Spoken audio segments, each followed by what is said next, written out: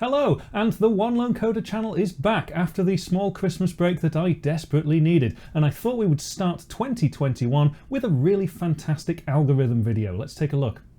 Whether you're building games or simulations, collision detection is really important to get your head around. And it's so important in fact that quite a number of videos on this channel have been dedicated to nothing but collision detection of different forms.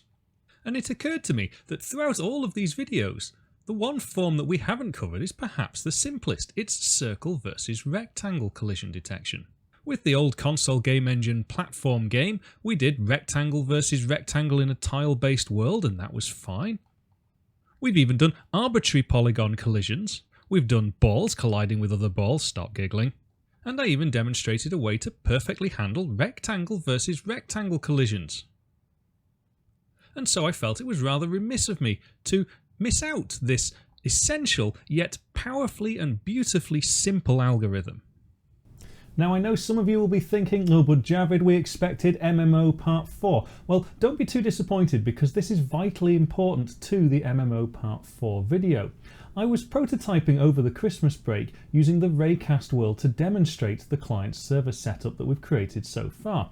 And even though as an end result that's exactly what I want, as a vehicle for demonstrating the algorithms, it really doesn't work at all. There's simply not enough field of view. You can't see enough of what's going on. So instead we're going to create this 2D lightweight top-down framework, which we'll see in the rest of the series. The demonstration program we'll quickly create today is going to demonstrate this technique, and it's also going to use something called a PGEX, which is a PixelGameEngine Extension. In this case, it's a TransformedView PGEX, which allows us to manipulate all of the drawing to the screen. It scales and offsets it for us. And we can see by zooming right into the collisions that it really is absolutely perfect. It's spot on. Isn't that really nice and wonderful? This highlighted area is the area of search, so we're only going to try testing for collisions with the circle and the tiles in that area. Now, my tiles are unit size and my circle is unit circle, but they needn't be. The tiles could be arbitrary size rectangles. I can press the spacebar and we can automatically follow the object. We can still change the zoom with the mouse wheel.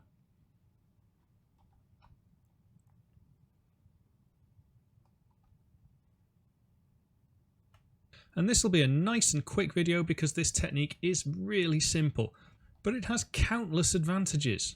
You can't get caught on the edges. If you've got an AI character of some description and your AI mapping's a bit dodgy, it doesn't matter. It can bump into the corner of things and sort itself out. See, look, I'll just position it here and I'll move right. See, it automatically squeezes itself out the way. It's an absolutely essential form of collision detection for your toolbox. Now, the reason we're going to need this for the MMO is we can see the entire world. We can envisage a situation where the other players are going to be circles in a world of tiles like this, and we'll be able to see them moving around. When I was doing this with the Raycast world extension, everything was in a first-person perspective. You just couldn't see what was going on. So this is a much better approach, and it's important that we know how to do this before carrying on with the MMO series. So let's get started. I'm willing to bet that if you've ever tried to create a two-dimensional game, at some point you have considered circle versus rectangle collisions. And I'll go even further and say that when you did, you probably didn't see the forest for the trees. One popular method is to take your circle and your rectangle, but to treat your circle like another rectangle. And then using a technique, AABB, axis-aligned bounding box, you instead solve rectangle versus rectangle collisions. And this is fine in some circumstances. The only problem is, the corner of your circle is now a rectangle. So the circle can effectively collide with thin air. Another approach I've seen people try is to take their circle and their rectangle and then think to themselves, well, I'm really clever and I'm going to use maths. So if I represent the corners of my rectangle with the same radius as my circle, and I join up these edges, and then I reduce my circle down to a single point, and then I can work out which particular sector of the rectangle is my point going to be lying in, and I can do an appropriate static resolution in order to try and resolve all of this mess. Well, this is rubbish. Don't bother. Instead, we're going to exploit one of the best properties of a circle, and I'm going to define my circle as a point with a radius, r. Come to think of it, that's how everybody defines a circle. And the nice thing about a circle defined this way is that all of the points along the circumference, or the perimeter, are the same distance away from the point in the middle. This is a uniquely circular property, and one we will exploit to implement circle versus rectangle collisions. Just before we jump into the collision side of things, I want us to be familiar with a term called clamping. And given two numbers, in this case 10 and say 35, I can take a third number, let's say n, and clamp it to somewhere within that range. So if n was 17, 17 sits somewhere in the middle, that's fine. However, if n was 8, well, n lies outside of our range, so we're going to clamp it to 10, i.e. the minimum value n can have is the bottom end of our range. Therefore, I can say that n is equal to the max of 10, the bottom of our range, and n, which will only allow n to be larger than or equal to 10. At the same time, I want to clamp the upper end too, so I can say n equals the minimum of the top of our range, in this case 35, which means n must be less than or equal to 35. We can actually implement this as a one-liner because it doesn't matter which order we perform these assignments in. So I'm going to replace this n with all of this, which means I've now got n equals the maximum of 10, comma, the minimum of 35, comma, n. Therefore, for any value n, it must lie between 10 and 35 inclusively. Clamping is a very useful thing. In fact, in the most recent versions of C++, it even exists now in the standard library as standard clamp. But I'm going to keep it open like this, so, well, we're learning something. So why is clamping useful for rectangle versus circle collisions? Here I have my circle defined as point P and radius r. And I have my rectangle defined as x and y as the top left. And the bottom right is going to be x plus width and y plus height. Implying, of course, that this length here is width and this length here is height. My circular object is also associated with a velocity vector, the direction it is moving. So I'm going to throw that in. It's moving in a direction towards this tile. I'll just extend that velocity vector so we can see the trajectory the circle is going to take. We can see quite clearly at some point it's going to collide with this tile. But notice that point of collision is not on the velocity vector. In this case, it is at exactly the 3 o'clock position of the circle. It's aligned with the x-axis. In fact, that point of collision is the closest point that exists within the rectangle to the centre of our circle. If I just back the circle off a little bit so that they're not touching, we can see the closest point on the rectangle is still directly in line with the x-axis. I want to take the distance between the middle of my circle and the closest point. And because of that unique property of circles, I also happen to know the distance from the centre of my circle along that line to the edge of my circle. It's simply my radius. What I observe here is the circle is not in collision with the rectangle, and the length of the line from the centre of the circle to the nearest point on the rectangle is greater than the radius of my circle. Let's consider the case where the circle is now very close to the rectangle. In fact, it clearly overlaps. The nearest point of the rectangle to the middle of my circle is clearly less than the radius of my circle. Therefore, if the distance from the centre of the circle to the nearest point on the rectangle is less than or equal to my radius of the circle, then I am in collision. And I'm in a situation where I want to resolve that collision statically. I want to move the circle away from the rectangle so it no longer overlaps. Well, again, due to this unique property of the circle, I happen to know how much I'm overlapping. It's my radius of the circle subtracted from the distance of that vector to the nearest point. I'll label that overlap. Therefore, to resolve this static collision, I need to move my circle back away from the rectangle the same distance as the overlap.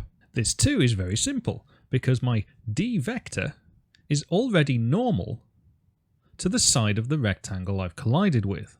So if I invert it and normalize it, I get a unit direction vector in the direction I want to displace my circle. I can simply take this unit vector, scale it by my overlap, and use this new vector to displace my circle so that it is no longer overlapping the rectangle.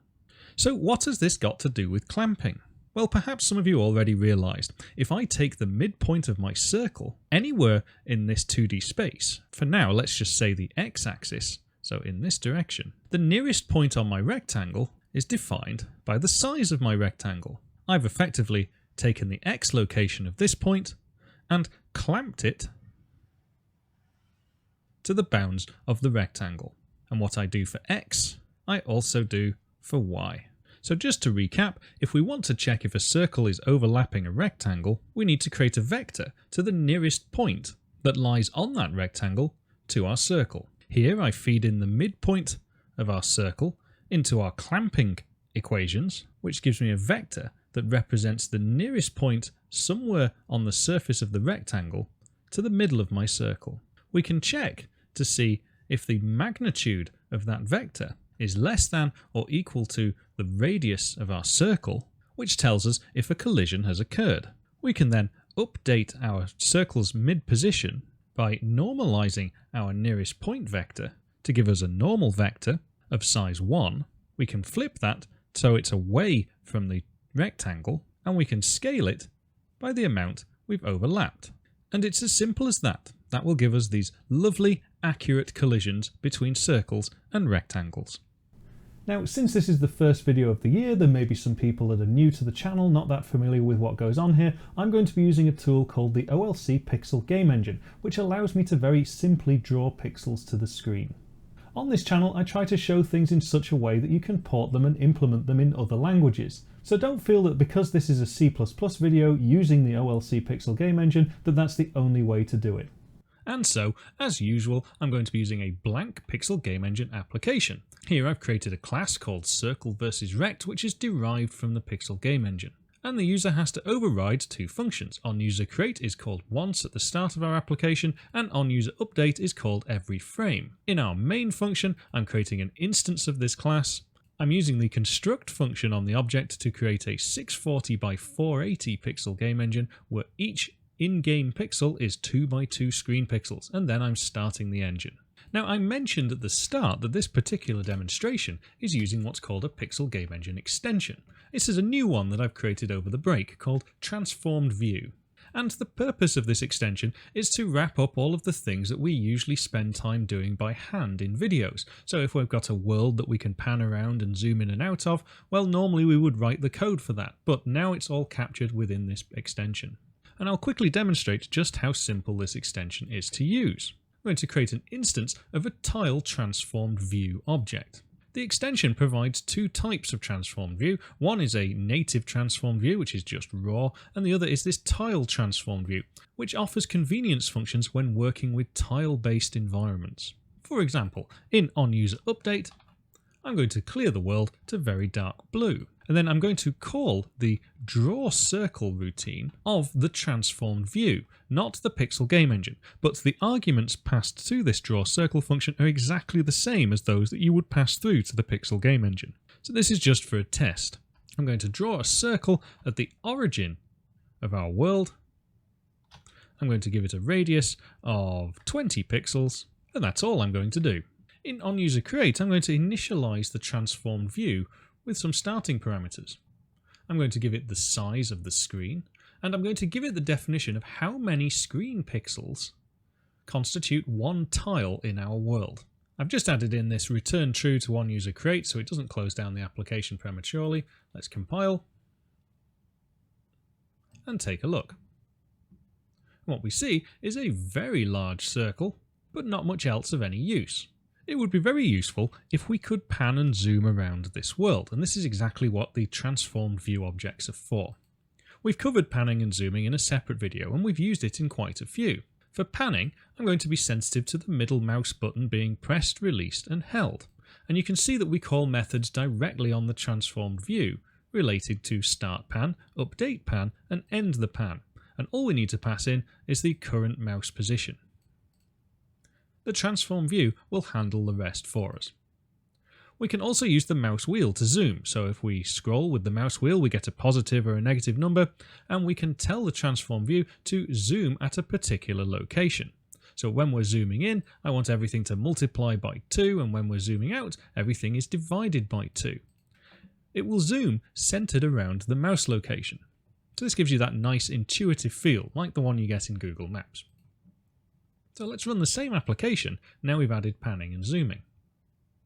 We can see our big circle. I'm going to hold down the middle mouse button, and I can drag the world around, which makes us drag the circle around. In fact, I can zoom out now and drag things around. Bear in mind, I'm not moving the circle, I'm moving the world.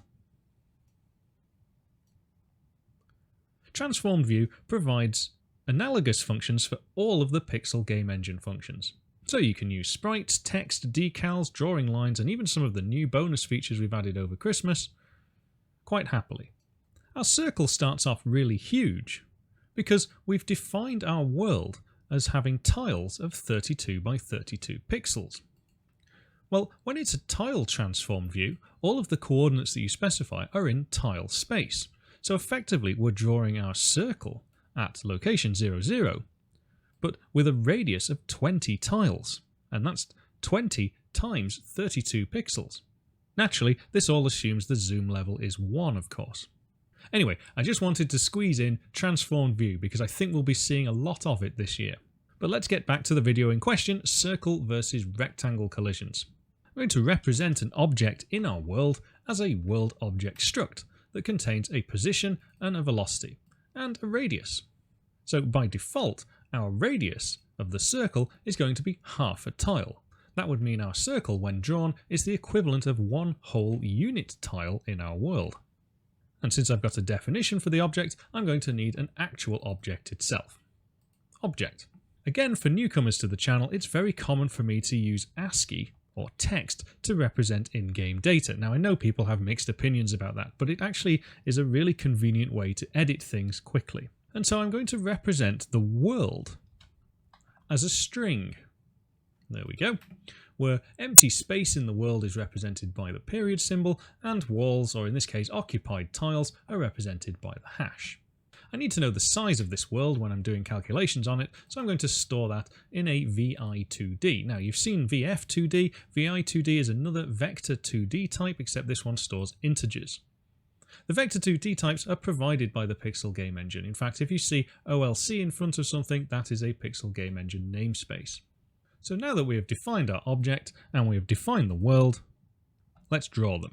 I'm going to start the object off at location 3, 3 in the world. And you'll notice I've given the world a boundary, so our player should never be able to escape. Let's draw the tiled world. And again, this is something we've done plenty of in the past. I'll get rid of this draw circle for now. But now we've got the transformed view, it provides some functions to help us draw things like tiled worlds. Because we can zoom and pan around, we don't necessarily know which part of the world we're looking at any one time. Fortunately, the transformed view does, and can give us that information, so we can only draw what we can see. Here I request of the tile transform view to give me the top left visible tile on the screen and the bottom right visible tile on the screen.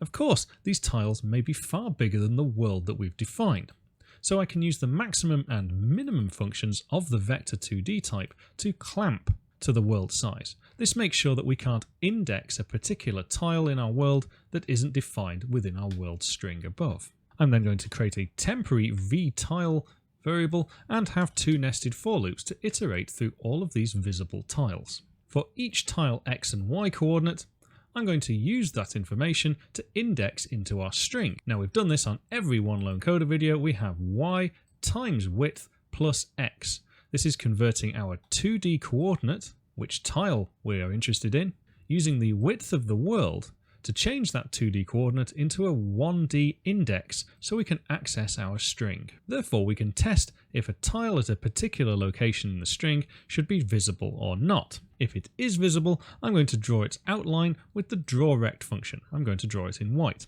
And I'm going to assume that all of our tiles are unit in size. Now I know this is circle versus rectangle, and you can use arbitrary rectangle sizes, but for tiles, all my tiles are going to be 1 by 1. And rather than fill them in, because that looks a bit boring, I'm going to draw the diagonals of the tile too, using the drawLine functions. Now notice I'm using the transformed view versions of these functions. So let's take a look.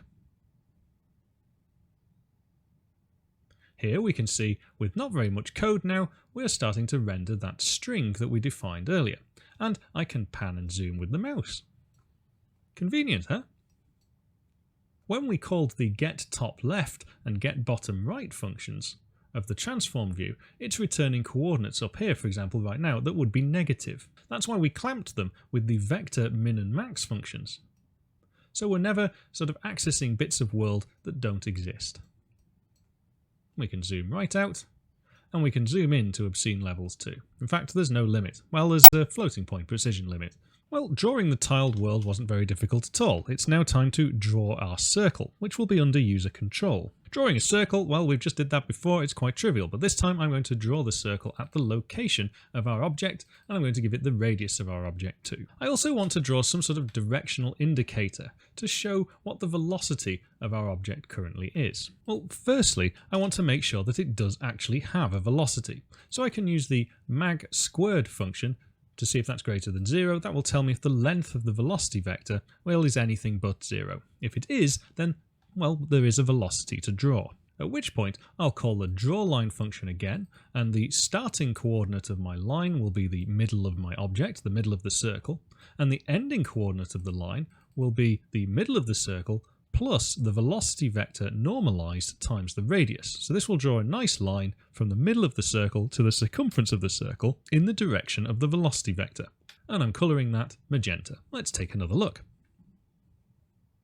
Well, there's certainly a circle, and we said start it at location 3, 3, and we can count the tiles in 0, 1, 2, 3, and 0, 1, 2, 3 down happens to be the middle of our circle. I suppose it would have made more sense if we wanted the circle to line up with the tiles that we specify it to be at 3.5. However, I'm happy with where it is. Currently, we can't move the circle around, so let's add some player control. Each frame, I'm going to reset the object's velocity to 0, so it's not moving. And then I'm going to test the W, S, A, and D keys and use their pressing to modify the velocity vector. Instead of setting the velocity vector explicitly depending on the key, I'm adding to it with this unit direction vector. This allows me to hold down 2 keys and move in diagonals. But we've got to be careful when we're moving in diagonals in this way, because in a game, moving diagonals and adding the velocities like this will mean that moving diagonally is faster than moving left or right or up or down. Therefore, I can check to see if the velocity has been set to anything at all, and if it has, I'm going to normalize that velocity and then scale that velocity direction vector by a constant to give us a speed. And I'm going to throw in this sneakery little ternary operation that if you're holding the shift key down, we're going to be moving at 5 tiles per second. And if we're not holding the shift key, we're going to be moving at 2 tiles per second. So these speeds are relative to our transformed view's tile space. The act of normalizing the vector will make sure that when we're traveling diagonally, in fact in any direction, that we're going to be traveling at the same speed. Once we've got an up-to-date velocity vector, we'll need to update the object's position vector. Now, I'm going to do it slightly differently than usual. I'm going to create an intermediate variable called a potential position vector, which is the current position plus the velocity modulated by f elapsed time. Don't forget, in any application that has a frame rate, that frame rate is inconsistent, but you want your movement to appear consistent. And one way to approximate that is to use the time it took for the previous frame to elapse. And right now, I'm just going to set the object actual position vector to this potential position vector. Let's take a look. There's our circle, and if I press the W, A, S, and D keys, we can see the circle moves around. However, there is no collision detection yet. It can go through the walls. Well, we can still pan and zoom and all of this loveliness, but we need the collision. If I hold down Shift, we can see the object moves much faster.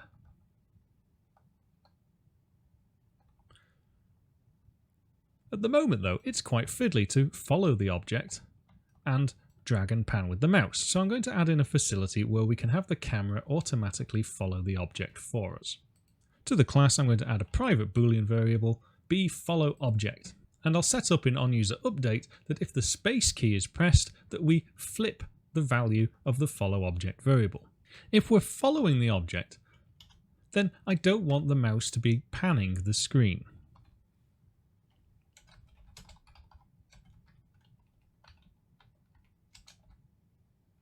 I've left the zoom out of this condition because zooming is fine. I'm going to put a little on-screen visual prompt so we know that we're in following object mode. This does, however, mean I have to position this block of code after we clear the screen, or else we'll never see that prompt. There we go. Now we can use the transformed view as if it were a camera following a particular location. I can set the world offset explicitly. So let's just take a look and see how that works. So there we go, we've got the object moving normally, and if I press the space bar, we're now in following object mode, it says so at the top, but we can see that it has displaced the world relative to the top left corner. I think it would be more convenient if the circle was in the middle of the screen. We need to adjust our offset relative to that distance in screen space. But when we're setting a world offset, screen space is no good to us. We need to know how much is that in world space. So we can use the transformed view's scale to world function, which will take in a coordinate and scale it to the world. It won't do any offset. And to that function, I'm passing in half the screen size in screen space. So let's take a look. Go into follow mode, and now we can see the circle is bang on in the middle of the screen, and the transformed view is handling the camera for us. We can still zoom in and out. Very nice. Still, no collisions. Let's do that. It is, of course, no coincidence that I have left this gap here, because when we're doing collisions, we don't want to set the position of the object directly. If we do that, then all we've done is potentially detect collisions, but we haven't resolved it. As we move objects, we know potentially where they're going to be. If it's going to overlap with a tile, then we need to change this potential position so we can set the object's actual position accurately and make sure it's not in collision. This is static collision resolution. We could, of course, and I have shown in other videos, use this information to also then handle a dynamic collision response. We could get the circle to bounce off the squares accurately. The first problem I'm going to need to solve here is which tiles am I actually testing against? It would be rather inefficient to test against every tile in the world. I could have a lot of objects and a lot of tiles. And if we had to check every object with every tile, we could have a huge amount of computation to perform. So instead it's better to work out what's the only possible region of tiles that the circle can interact with. Well, this is defined by its current position and its potential position. The world is divided up into 2D tiles, and I know that for one frame my circle exists here. The circle, of course, has a velocity, so I can predict where it's going to be if it moves and doesn't collide with anything. Therefore, I know that in reality, checking anything beyond this small region is a complete waste of time. The circle can't possibly interact with the tile at those locations. We can easily determine this boundary by looking at the floor and ceiling of the points of these two circles. So here, if I take this coordinate and I truncate it, I effectively find this location in my tile space. This is the floor. If I take the other point and find the ceiling, I find this location in the 2D tile space. The circles, however, are not just points. They also have a radius, and in my example here, I know that my circles are the same size of my tiles. Therefore, I know that if I extend this region by 1 in all directions, I've guaranteed that my circles still remain within the boundary. I can determine this boundary by looking at the current cell, where the circle is starting from, and the target cell, well, which tile contains the potential position.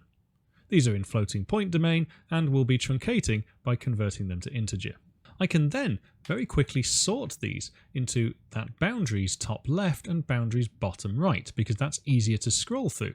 This is exactly the same thing we did when we drew the world. In fact, it's very similar because we're also using the max and min functions on the vector2D type to clamp to our world size again. And just as we did when we were drawing the object, I'm now going to have 2 nested for loops to go through this small boundary region. Firstly, I'm going to check, is the cell at that location actually a solid cell? If it is, then I'm going to create a vector called nearest point, which is going to represent the nearest point on that tile to my circle. And this is just an implementation of the equations we saw on the slides earlier.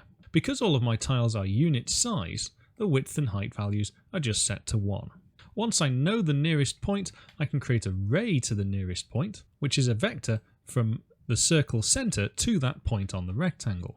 It's important that I have this vector because I'm going to need to get its magnitude, and by comparing the magnitude of that vector to the radius of our object, I can determine has the object overlapped with the tile. There is a strange condition, and a quick shout out to Danderstein for helping me discover this last year, that should the circle be directly on the perimeter of the tile, then the magnitude of this ray to nearest vector will have a 1 divided by 0 somewhere in it and give us an invalid number. So it's worth checking to see if the overlap value is indeed not a number. We know that if we do have some overlap, well then a collision has occurred and we should statically resolve it. And this is the easy bit because all we're going to do is update our potential position backwards by the amount we've overlapped. I think it's useful to visualize this little collision checking boundary. So once I've drawn the world, and before I draw the object, I'm going to use a decal, again using the transformed view, to draw that boundary.